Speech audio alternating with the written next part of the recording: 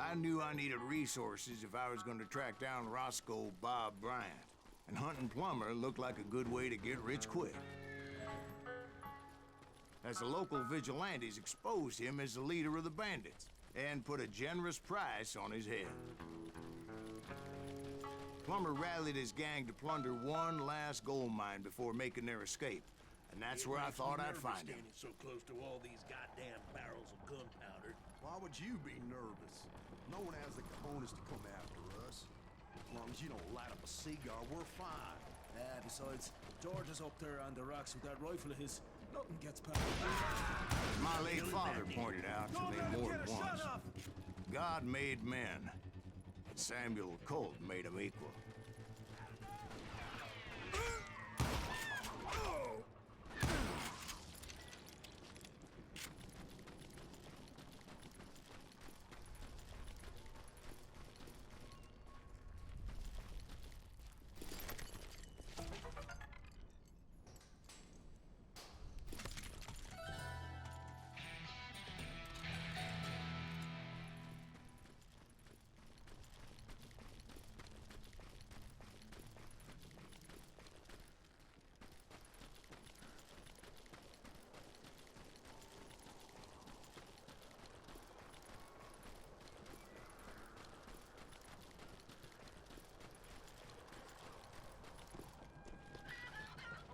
I knew that dynamite wasn't mine, so I decided the polite thing would be to return it. It was the biggest gold rush since Sutter's Mill in '48. Unfortunately, prospectors weren't the only ones drawn to those riches. There were thieves and killers, robbing travelers and hijacking gold ships. Like those that ran with Plummer. Some were just regular folks I knew from town, drawn by greed and easy pickings. Charlie Crow, the blacksmith. James, who worked in the stable. You're done. Sam and Jeremiah Barber, the butcher's son. Ordinary citizens who lived a double life. Of course, the rest were veterans of the Civil War. Stone-cold killers trained on the bloody fields of Shiloh and Antietam. If Daddy had lived to see Alfred Nobel's explosive invention, my guess is he would have told Samuel Colt to kiss his ass. Plummer had a lot of men on his payroll. A hell of a lot. That son of a bitch pretended to protect the public with one hand while stealing them blind with the other. Dangerous, desperate individual. He set up a defensive perimeter which I had no idea how to breach. I was outnumbered and in way over my head, but I was too damn stubborn and stupid to realize it. I thought I was some kind of hero.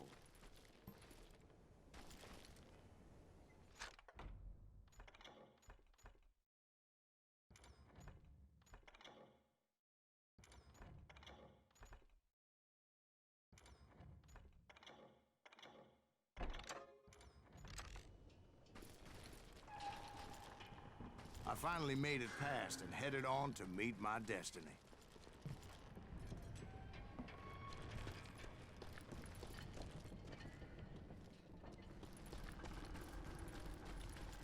But first, I had something I needed to figure out.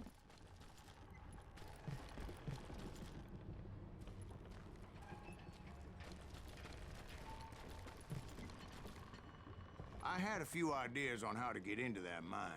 But once I made my decision, I knew there was no turning back.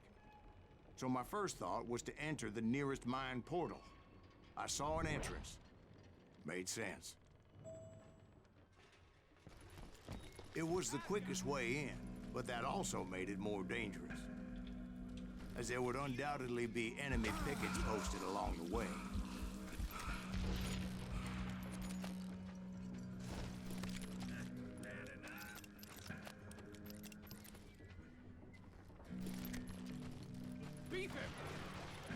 Besides, once you enter a mine like that, it's easy to get all turned around.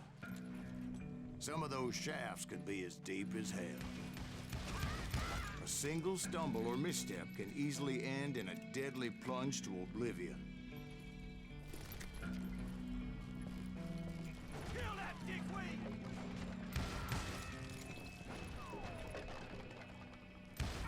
God damn him to hell!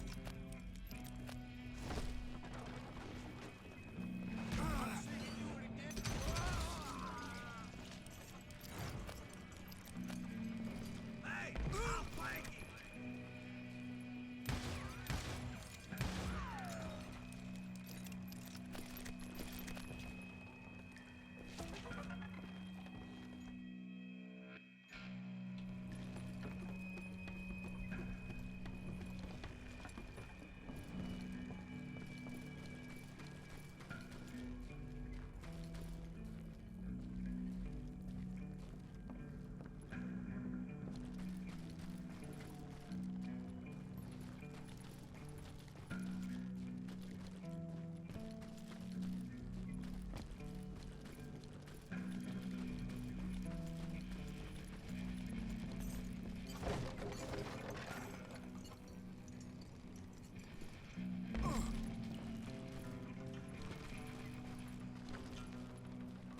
Quick reflexes often make up for a lack of common sense.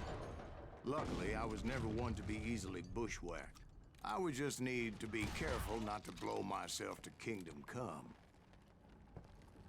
Surprise! With all that gunpowder and dynamite everywhere, a body has to know what he's shooting at. One wrong bullet could have turned that mine into a dad-blasted tomb.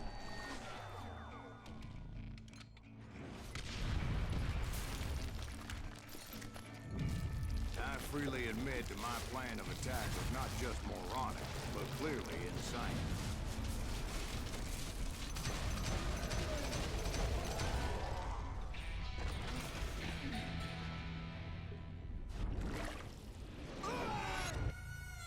It's a good thing that I abandoned that ridiculous plan before I even tried it.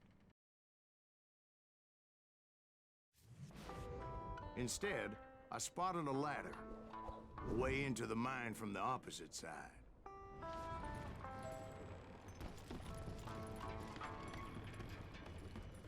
It was a long way around, but that approach seemed more sensible at the time.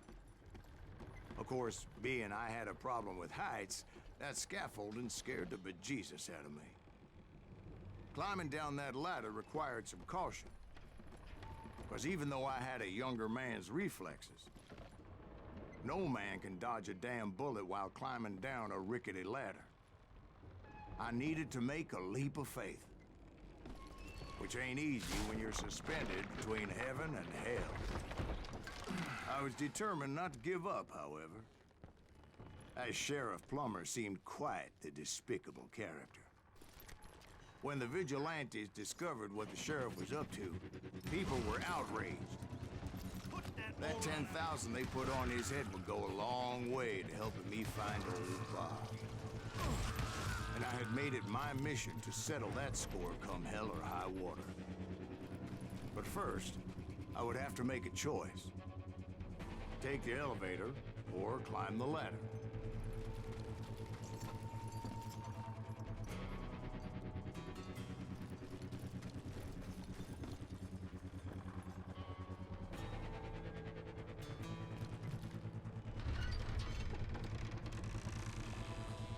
I picked the more convenient and more dangerous route.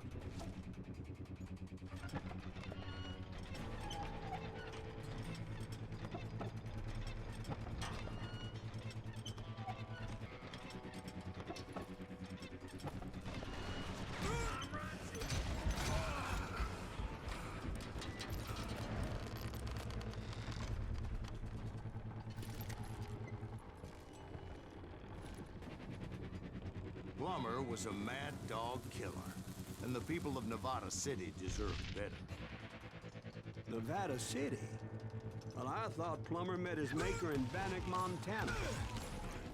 Right, well, he was the sheriff of both places at one time or another, but that's neither here nor there.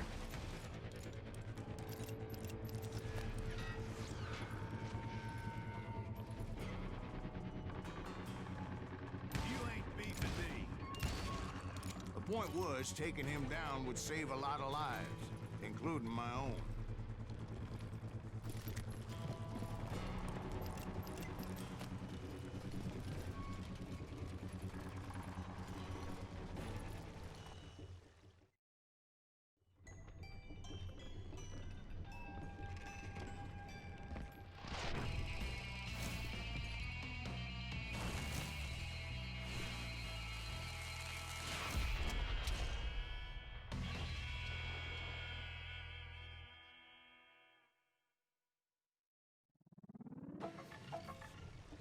They're gonna bury you! Well, this day is just getting worse and worse for you, ain't it? Henry Plummer was clearly unhinged, and I could see right away that this was gonna take some doing.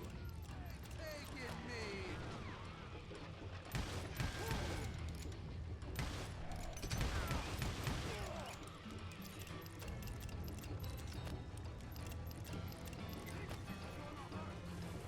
You can shoot, but can you aim? I need some help here! Come on, boys! Take this cocksucker out!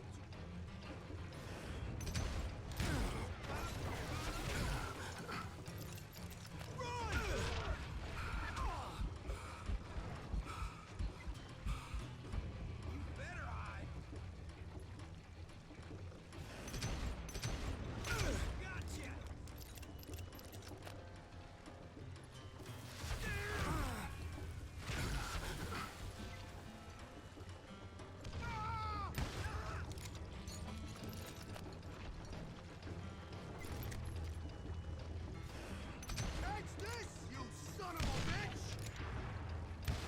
I'm going all medieval on your ass.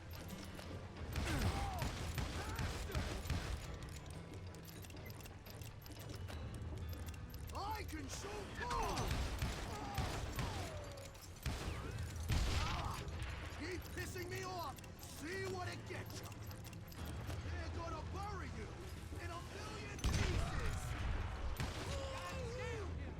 So that's how Henry Plummer died. Him and his crew were worth their weight in gold. And now, I was officially a bounty hunter.